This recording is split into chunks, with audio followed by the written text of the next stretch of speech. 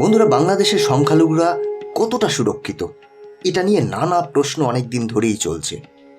বাংলাদেশে যখনই কোনো রাজনৈতিক অস্থিরতা দেখা দিয়েছে, তখনই সেখানে হিন্দুদের উপর আক্রমণ করা হয়। তাদের বাড়িঘর ভাঙচুর করা থেকে লুটপাট করা কিছুই বাদ যায় না, এবং কথায় কথায় হিন্দুদের বাংলাদেশ ছেড়ে চলে যেতে বলা হয়। এটা কেন? হিন্দুরা কি বাংলাদেশের নাগরিক নয়? বাংলাদেশের প্রতি তাদের কি কোনো অবদান নেই? বাংলাদেশ স্বাধীন করার জন্য লক্ষ লক্ষ হিন্দু প্রাণ দিয়েছেন, দেশের জন্য তাদের সর্বস্ব ত্যাগ করেছেন, অথচ সেই হিন্দুদের উপরই বর্বর আক্রমণ করা হচ্ছে। কিন্তু কেন? বন্ধুরা, এবার সময় এসেছে ঘুরে দাঁড়ানোর। দেওয়ালে পিঠ ঠেকে গেছে। তাই তো আজ লক্ষ লক্ষ মানুষ বাংলাদেশের রাস্তায় নেমে প্রতিবাদ করছে। 9ই আগস্ট থেকে পাল্টা আন্দোলনে নেমেছেন বাংলাদেশের হিন্দুরা। আর স্লোগান উঠছে একটাই, দেশটা কারোর বাপের নয়। বন্ধুরা, বাংলাদেশের হিন্দুদের নিয়ে শুধুই যে বাংলাদেশের মানুষ চিন্তিত তা কিন্তু নয়, সমগ্র পৃথিবীর হিন্দুরাই চিন্তিত। আর এটা নিয়ে ভারতের প্রধানমন্ত্রী নরেন্দ্র মোদী থেকে শুরু করে বাংলার মুখ্যমন্ত্রী মমতা ব্যানার্জি সবাই খুবই উদ্বিগ্ন। জানা যাচ্ছে প্রধানমন্ত্রী নরেন্দ্র মোদী বাংলাদেশের সংখ্যালঘুদের উপর আক্রমণ নিয়ে বেশ কিছু কঠোর পদক্ষেপ নিয়েছেন, যার ফলে বাংলাদেশের তদারকি সরকারের প্রধান মোহাম্মদ ইউনূস যথেষ্ট চাপে পড়ে গেছেন এবং তড়িঘড়ি তাকে ঢাকেশ্বরী মন্দিরে ছুটে যেতে হয়েছে। বলা যেতে পারে যেতে বাধ্য হয়েছেন। বন্ধুরা, সমস্তটা নিয়েই আলোচনা করব আজকের এই ভিডিওতে, এবং এই ভিডিওর শেষে এটাও জানতে পারবেন যে বাংলাদেশের হিন্দুরা 5 দফা দাবি জানিয়েছেন বাংলাদেশ সরকারকে, যেটা শুনে রাতের ঘুম উড়েছে মোহাম্মদ ইউনূসের। সমস্তটা জানাবো আজকে, তাই ভিডিওটা অবশ্যই শেষ পর্যন্ত দেখুন।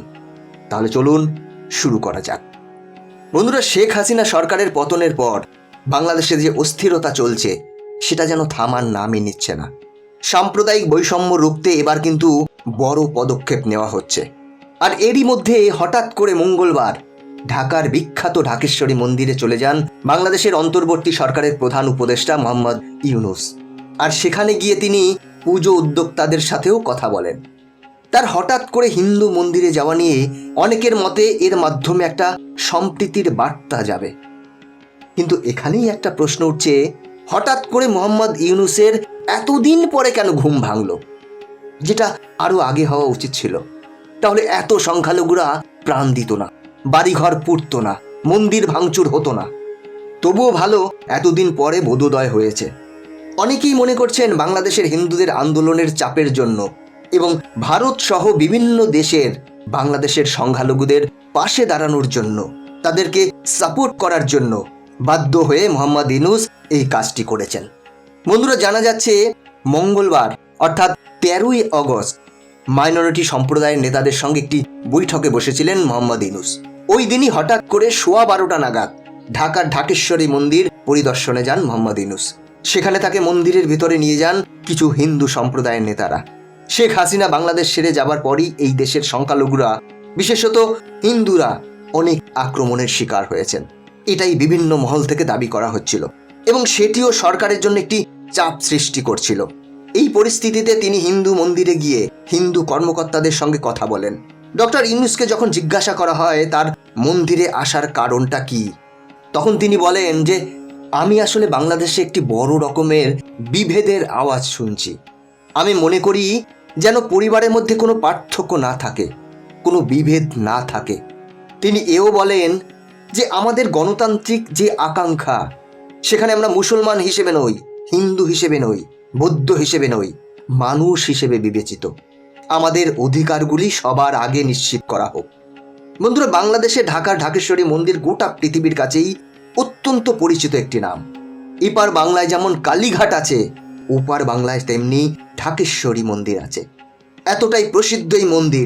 এই মন্দিরটি কোনো সাধারণ মন্দির নয়। বলা হয় এই মন্দিরে প্রায় 800 বছর ধরে হিন্দুরা পুজো করে আসছে।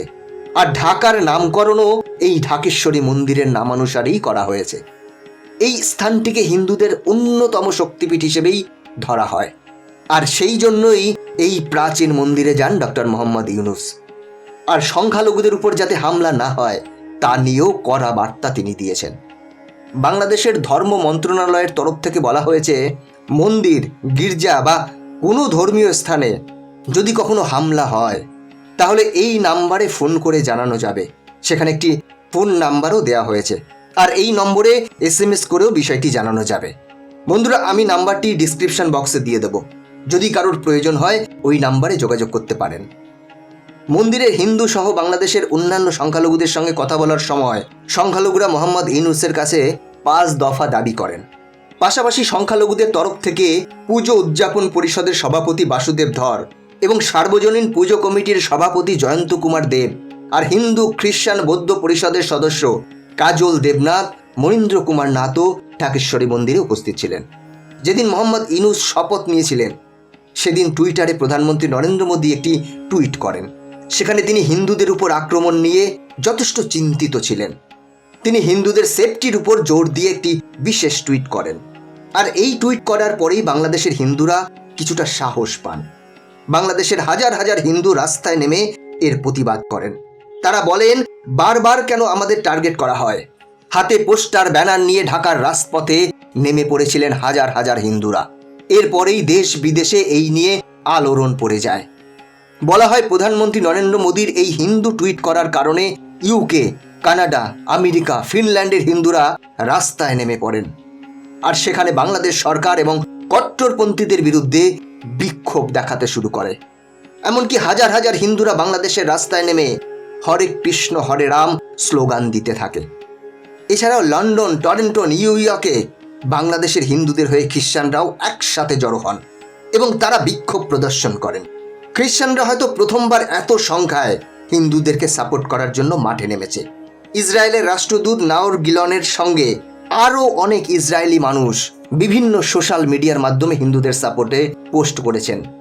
তারপর আমেরিকাও বাংলাদেশের হিন্দুদের উপর অত্যাচার নিয়ে ধিক্কার জানিয়েছেন। তারা বলছেন, অবিলম্বে হিন্দুদের উপর আক্রমণ বন্ধ করতে হবে। এই কারণেই অনেক মানুষ মনে করছেন যে বাংলাদেশের উপর চারিদিক থেকে এত প্রেশার আসার কারণেই মোহাম্মদ ইউনূস সরকার মন্দিরে যেতে বাধ্য হন।